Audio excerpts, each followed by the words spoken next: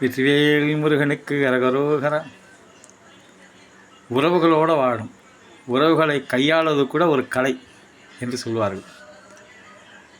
மாவும் புல்லும் அம்மா என்றிருக்கிற அம்மாவை மதிக்கணும், அம்மாங்கிற உறவை பாதுகாக்கணும். செய்கிற நல்லது எதுவுமே தெரியாமல் நம்மளை பாதுகாக்கிறது அப்பா தான்.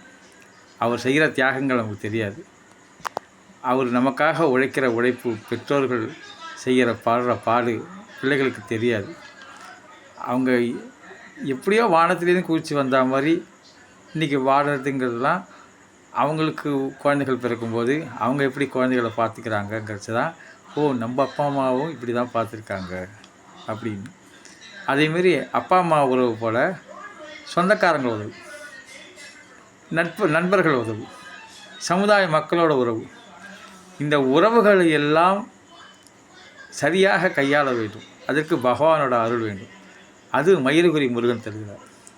அந்த அன்புங்கிற ஒன்றை மயிலுமுருகன் தருகிற போது அந்த அன்புங்கிற பண்பு நம்மளை ஒன்றிணைக்கிறது, அந்த ஒரு நல்ல துவக்கத்தை தருகிறது, தொடர்ந்து இருக்கிறது, நன்றாக உலகம் இயங்குவதற்கு காரணமாக இருக்குது. அதேமாரி குடும்ப கடமைகள் எல்லாமே எல்லா மனிதர்களுக்கும் குடும்ப கடமைகள் இருக்குது. அந்த குடும்பத்தை முன்னேற்றணும். ஒவ்வொரும் அந்த நாகரிகமாக குடும்பத்தை ஒழுக்கமாக நடத்தினாக்க இந்த சமுதாயம் ஏன் கெட்டு போகுது? எப்படி வன்முறை வரும்? எப்படி பொறாமை வரும்? எப்படி தீய எண்ணங்கள் வளரும்? எப்படி இன்னொருத்தரை கெடுக்கணுங்கிற எண்ணம் தோணும்? எப்படி பற்றாக்குறை வரும்? எப்படி எந்த கெட்டதும் நடக்காது? எல்லோரும் எல்லாம் வெற்றி இன்புற்று வாழ வேண்டும் என்பதற்காக மயிலுகுரி பாலமுருகன் வீற்றிருக்கிறார்.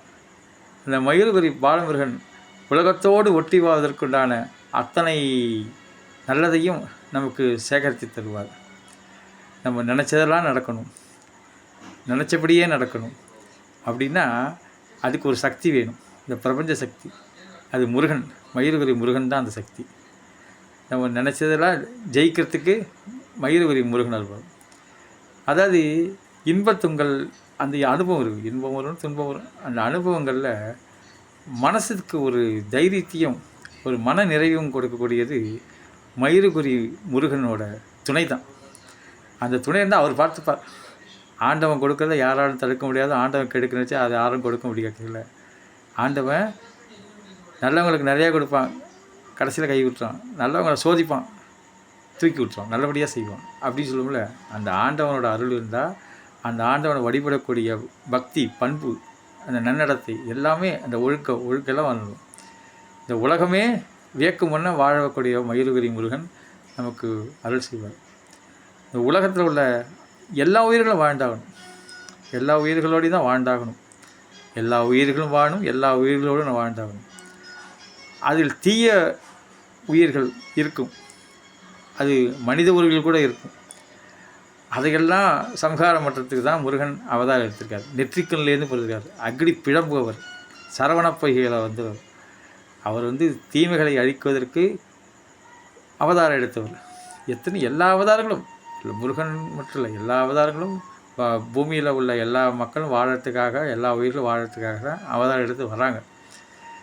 இந்த உலக உயிர்கள் உதவுறதுக்காக அந்த மனசை தயார்படுத்தும், செழித்து வாழ்கிறதுக்காக நம்மளோட உழைப்பை மேம்படுத்தும், நம்ம உழைப்புக்கு வெற்றி கொடுக்கும். இந்த உழைப்பின் வெற்றினா என்ன? எல்லா செல்வம், வளங்கள், நலங்கள் எல்லாம் பலமாக பெறுறதுதான். அதுமாரி பருவநிலை சூழல்கள், நம்ம இந்த பிரபஞ்சத்துக்கு என்ன கொடுக்கணுமோ அதை தான் பெற போகிறோம். இந்த பிரபஞ்ச சூழல் நமக்கு நல்லதாக கொடுக்கணுன்னா கொடுத்து வச்சவன் பார் சொல்லுவாங்க இல்லையா? கொடுத்து வச்சவன் பார். நம்ம என்ன கொடுக்குறோமோ அதை பெறுகிறோம்.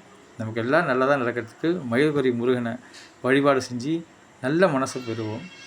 எல்லா வளங்களும், எல்லா நலங்களும் எல்லாம் பெறுவதற்கு எல்லா தெய்வங்களின் ஒரு வடிவம்தான் மயிலுகுரி பாலமுருகன். வெற்றிவேல் முருகனுக்கு அரகரோகரா. வாழ்க வையம், வாழ்க வளமுடன்.